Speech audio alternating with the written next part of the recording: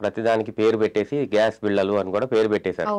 మేము రెగ్యులర్ గా వాడే ప్రోటాన్ పంప్ ఇన్హిబిటర్స్ అంటారు. దానికి ఒక పేరు వచ్చేసింది, గ్యాస్ మాత్ర. పొద్దున్నే పరగడుపులో వేసుకోవాలి. ఇవన్నీ ఓవర్ ద కౌంటర్ అవసరాన్ని బట్టి వేసుకుంటా ఉంటారు.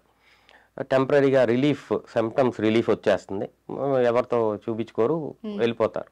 ఇలాగా రెగ్యులర్గా కనుక యాసిడ్ రిఫ్లెక్స్ జరుగుతూ ఉంటే ఈ ఫుడ్ పైపు దాడి చిన్నదైపోయే అవకాశము, ఇక్కడ అల్సర్స్ వచ్చే అవకాశము, ఆ అల్సర్స్ నుంచి రక్తస్రావం జరిగి రక్తవాంతులు వచ్చే అవకాశం, ఇలాంటి సీరియస్ కండిషన్స్ 100 మందిలో 10 మందికే వస్తాయి. ఆ 10 మందిని మేము హాస్పిటల్లో చూస్తాం కాబట్టి.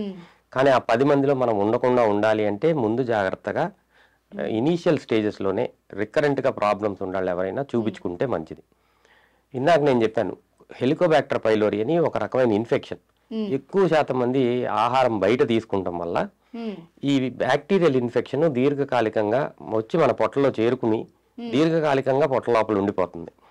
ఈ హెలికోబాక్టర్ పైలోరీ అనే బ్యాక్టీరియల్ ఇన్ఫెక్షన్ మన గ్యాస్ట్రిక్ ప్రాబ్లమ్స్కి మేజర్ రీజన్గా మనం చెప్పుకోవచ్చు.